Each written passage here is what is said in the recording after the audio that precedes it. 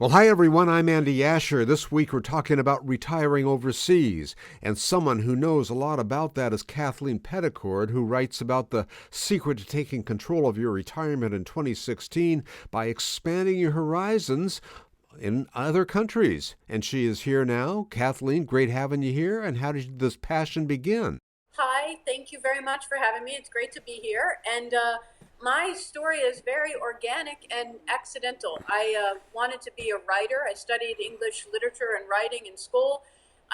Grew up in Baltimore, Maryland, graduated school, took a job with a publishing company in Baltimore. Baltimore is not a big publishing town. There wasn't a lot of choice. So I didn't really know, honestly, I was 21 years old, didn't know that much about the group I was going to work for. But it turned out that one of their specialties, one of their focuses was this live, retire, invest overseas beat.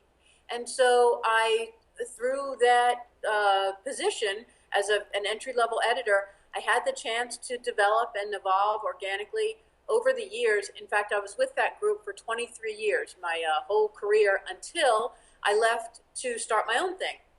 Wow. But through that, I had the chance, through that position, I had the chance to travel and to be exposed to all kinds of places and ideas and opportunities and people. And then I made my first move outside of the United States for that company. I moved from Baltimore to Waterford, Ireland, to open a division for them in Waterford. I was there for 7 years with my family. Then we moved to Paris from Waterford, lived there for 4 years, and ran a division of the company there.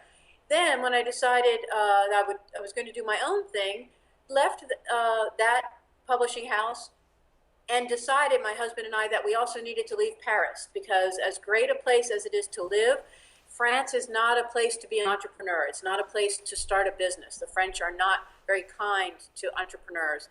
And so we knew Panama from long experience of investing and doing business in Panama. And we knew that while France was extreme when it came to launching or running a business, Panama was the other in the best way possible. So from a tax point of view, from an infrastructure point of view, from a getting set up, from every perspective, we knew Panama made so much sense. That's how we ended up here. And I've been in Panama now for almost 8 years. What a fabulous beat that you started early on in your journalism career. Exactly. Just it completely accidentally fell into something that it turned out I loved. And it is a lot of fun. No doubt. Now, I was reading your bio, and they talked and it mentioned how often you've packed up the family and moved around. You already mentioned it right there, but that in itself is an education, just learning how to pack up and travel and get the whole family from point A to point B. Definitely. When my husband and I moved to Waterford, I had a daughter. She was 8 at the time. But within the first 2 years, about a year and a half after we were living in Waterford, my son was born in Ireland. So then we had 2 kids, and from there on out, 2 kids, including a newborn and then a toddler. And as Jack, our son, has grown up, moving around with kids, it's challenging. It's from a practical point of view, there are lots of challenges. And one thing that I think is worth pointing out that was very fortunate, and I was just really lucky, but it turned out to be really important, is that my husband shared these ideas and these interests. It is much easier to make this kind of a move with someone else, with a significant other, with a spouse, or even with a friend or a travel companion, because it's not always easy. And some days it's really hard. And it's way easier if you have someone to commiserate with. Well, that's a critical point that I don't think a lot of people might have thought about. But of course, it's a lot more fun to travel with someone than by yourself, unless you're, just out of college or in your teens. Exactly. Yeah, yeah. So let's bring this up. I guess right now you've released an interesting list of countries and places to live. I guess it's based on a lot of things, but tell us a little bit of what's behind that and how you arrived at those particular towns and countries. We do this every year. We come out with a list of the top 12 this year, 12 places to think about living or retiring overseas. And as you say, we look at a lot of factors.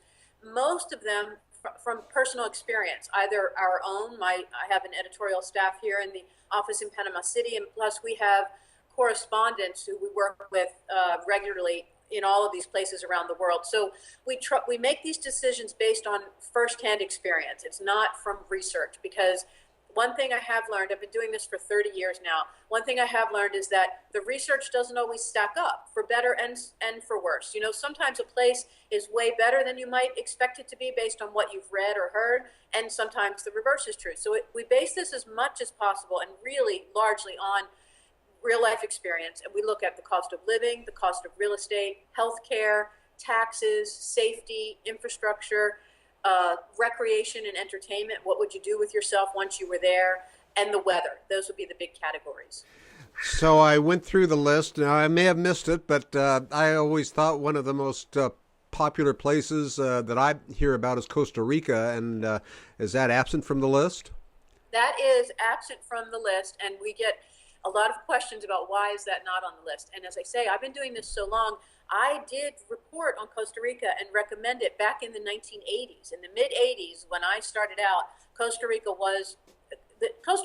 and Mexico were really the two choices anybody talked about or thought about at the time. Anything you talked about beyond those, people thought was crazy. And frankly, most Americans thought that even Costa Rica and Mexico were crazy. If you think back to the mid-80s, people weren't doing this really. If someone retired somewhere other than where they had lived their whole life, they retired to Florida or Arizona, say. But today, that's not true. Today, both the market has changed dramatically and people are much more open and interested in these ideas than ever. The other thing that's changed is that the destinations have changed. Costa Rica today isn't the same as it was 30 years ago. And today, places that didn't make sense 20 or 30 years ago make a lot more sense. And it's not that Costa Rica wouldn't be a great place for someone. You could go there and love it, and fair enough. But if you're going to make a very short list of 12 specific destinations, I think you have better choices today than Costa Rica. Well, let's go to the very top of your list, and that's Algarve, Portugal. So tell us about how that evolved.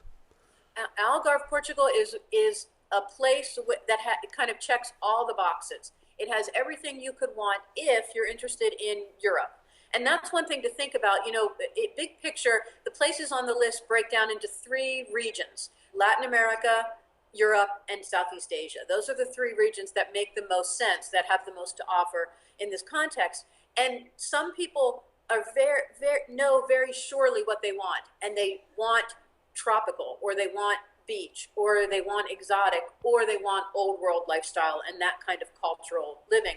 And for that, you're looking at Europe, really. And in Europe, the best choice right now is Algarve. It has great weather, beautiful beaches, loads of other things to do, medieval villages with lots of history and interesting architecture and museums and galleries, lots of great restaurants. Plus, it has great weather, more sunny days than anywhere else in Europe. And it has been a top retirement choice among British since World War II. The British got to know it, soldiers got to know it during World War II, and in the decades since have really populated the area. There's a big established community of Brits, which means English is the predominant language, not only among the British who are living and retired there, but a whole English-speaking infrastructure has built up in the area to support them. So in the shops and in the restaurants, people speak English.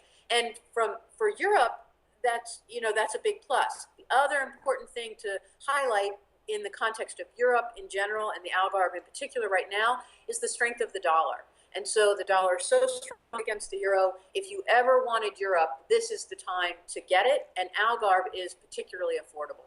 Oh, it's exciting. Now, one thing it seems that tops people's lists that I informally talk to is cost of living, and sometimes some unbelievable stories about living on their Social Security income. Is there any truth to that? It's definitely true. It's not true everywhere. It's not possible everywhere, but it's possible some places. I wouldn't say in the Algarve. The average Social Security check right now is about $1,200 a month. You're not going to live in the Algarve or anywhere in Europe on $1,200 a month. But you could live in the Algarve really comfortably on $1,700, $1,800, $1,900 a month, less than $2,000 a month.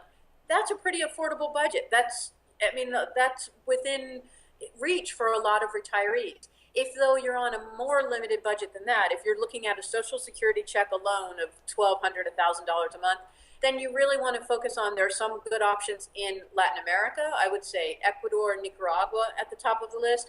And then Asia, Southeast Asia, really Vietnam, Thailand, Malaysia, the Philippines, in almost anywhere in those countries, you could live on that budget. Now, I don't want to get you out of your comfort zone, but you've been doing this for so long, you probably know an awful lot about some of these other questions. But how does one transport their medical coverage over to some of these places, and what kind of coverage are they going to get? Your U.S. health insurance won't cover you outside the United States for the most part. There are exceptions. Military health insurance is an exception. It will cover you in much of the world. But the ordinary insurance that the average American has won't. Medicare won't cover you outside the United States. It doesn't cross the border with you at all. That said, I recommend that an American making this move keep their Medicare, because you can look at it as kind of major medical failure, as a fallback failure plan. In a lot of the places that we're talking about, day-to-day medical care is so affordable that it can not make sense to insure against it. So if you can go see a doctor in a place in Southeast Asia, this is true, you can see an English-speaking, very qualified doctor for $10. Why would you pay for health insurance? However, that is great when you fall down and sprain your ankle or you have strep throat. But what about when something more serious happens and you want more comfortable care that seems more familiar to you, and also it's going to be much more expensive? Well, that's when you could use your Medicare. You could move back to the States. That could be a kind of failure plan in a box on a shelf. You could think of it that way. If I'm diagnosed with something horrible, I could go back to the States and use my Medicare coverage. Day to day, you can choose, living anywhere in the world, to have no insurance, which sounds crazy and scary, but can make sense. Or you can have local health insurance in the country where you're living, or international health insurance, which could cover you in the country where you're living or anywhere you travel. That's going to be more expensive, but it depends on your lifestyle. If you're moving to Ecuador, not planning to travel except around Ecuador, you're not going to be doing international travel, then maybe an Ecuador policy is all you need, and that could be really affordable, $100 a month or something. If your idea of retiring overseas is to move around, to travel a lot, or to move among 2 or 3 places, dividing your year, then you probably want an international policy, which is going to be less expensive than U.S. health insurance, but much more expensive than local health insurance. And typically, do you find that expatriates live just a life of leisure, or do they work, or what typically are people looking for? That is a great question, because I'm thinking a lot about this right now, because I'm starting work on a new book, on a next book, and that's going to be the focus of this next book, which is, what do you do retired overseas? And more people want to do more and more for a lot of reasons. One, retirees are younger and healthier than ever as a general rule, and people thinking about making a move like this overseas are even younger than retirement age. So our readership now, historically, my reader was a 60-year-old or older. Now we have lots of 40 and 50-somethings on the list, and we even are hearing from 30-somethings who are thinking about, how could I make a move like this? Well, at that stage of life, number one, if you're 40 years old, you're not checking out. I mean, you could live for 30 or 40 more years. You're going to do something. Also, if you're 40 years old, you probably don't have resources to just have no income at that stage. You have no retirement plan, probably, to fund you.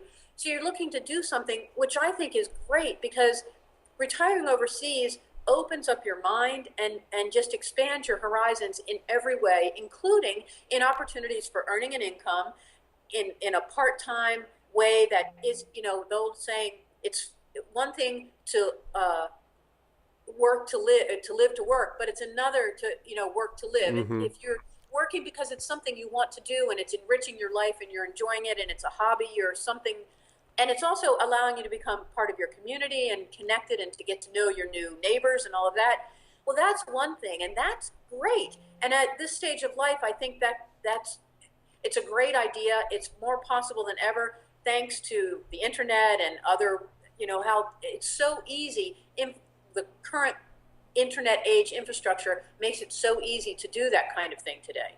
Yeah, and you said meeting your neighbors, so that always the concern is how are you going to assimilate and find friends? What do you find is the best approach to that? It's well, number one, you have to put yourself out there. You have to work at it. It won't, like everything, it just won't happen. If you just show up in a place, rent an apartment, rent a little house, depending on the situation, city, beach, mountain, whatever the situation, and then you just occupy yourself on your own in your residence, that's going to be a limited lifestyle, and you're not going to become part of the community or make friends or build a circle of acquaintances or a social circle. But it's so easy to do if you just make an effort at it. One important question in this context to ask yourself has to do with language. If you're willing to learn the local language or not. If you're not, then focus on places where you can get by with English. There are good choices there. Or if it's a place where the language isn't English, focus on neighborhoods where expats have settled, so that your neighbors are going to be fellow expats or fellow foreign retirees. So you will be able to make friends easily and have people to do things with, company. I call it choosing between going local or not. If you go local, it means your neighbors are going to be locals and they're going to speak the local language, and that'll be a bigger hurdle. Going local or not, it affects every part of your life. From your cost of living, the more local you go, the lower the cost of living will be. From the language and the language hurdle, how much of the new language you'll need to learn, and also what your lifestyle will be like. The locals, ordinarily, they do things the way that they do things in that country. So the way they celebrate Christmas and children's birthdays, the way that they shop, they're going to shop at the farmers markets. They're not going to shop at the U.S. similar big grocery stores. And in a lot of these places we're talking about, that's a choice. You can choose to rebuild a life that's going to be very similar to what your life was in the United States. That's possible in much of the world today. You can kind of import your U.S. lifestyle with you. More interesting, I think, can be to kind of adopt the local lifestyle or embrace the local culture, at least to some extent. How often do you make it back to the States? Once a year, ordinarily. We were just there for Christmas with my family. I see. And that's probably, I imagine it's pretty common for an expat to come back now and then. It is, and again, it's a very personal. So much about this is really a personal choice. Some people are moving on their own because their family's gone. They don't have a family, and they're looking for a fresh start and embrace their new life to such a degree that where their new place definitely becomes their home, and they don't think about having left home or being homesick because they've made a new home. And then there are people who have, lots of kids, lots of grandkids, and want to remain very connected and very much a part of the grandkids' lives. And that's very possible. It's easy to do today. We're on a Skype call right now, video chat. You can do this with your grandkids every day if you want. I know some friends here in Panama who have 3 children, and I think they've been here 6 years, retired in Panama. In that time, they've had 7 grandchildren born. So they have all those grandchildren were born since they retired and left the States, left North Carolina in this case. But they are very connected with their kids and their grandkids, and they video chat with them every day. Oh, that's neat. Well, as we wind down here, Kathleen, what are a couple of points that someone might get started on who are at the decision-making process now? I would say the place to start is to make 2 lists and to be very honest with yourself as you do it. Make one list of things that are important to you, things that you would be unhappy if you had to do without, and then make another list of things you don't like, things that would make you miserable if you had to live with them. Be very honest, and think very big picture and very small. So, what do you like? Do you like to see the waves crashing onto the beach? So then you want a beach lifestyle. Put that number 1 on the list. Big picture, that's important to you. What don't you like? If you don't like the idea of learning a new language, if that terrifies you, put that on the other list. I just know, being honest with myself, even if I have good intentions, I'm not going to learn a new language. make these two lists, big things and small things, and then start considering destinations. Start with our list of 12 places, but there are loads of resources for this online these days. Start considering destinations in the context of your lists, of your likes and dislikes, your preferences and your things that you really don't want in your new life, and don't compromise. And you're going to have to compromise on a lot of things making a move like this, but on the one or two or three things at the top of each list, the like and dislike list, don't compromise on them. If the most important thing to you is a sea view, don't let yourself be talked into retiring to an inland village somewhere, because why go to all the trouble, the effort, the expense of doing this to end up somewhere that isn't where you wanted to be? That's true. Hey, before, something just popped in that I think people may probably ask you is the whole safety issue. We hear, these horror stories. Could you just touch upon that? Definitely, you want to think about it. The places on our list are all places that we know to be safe from our own experience.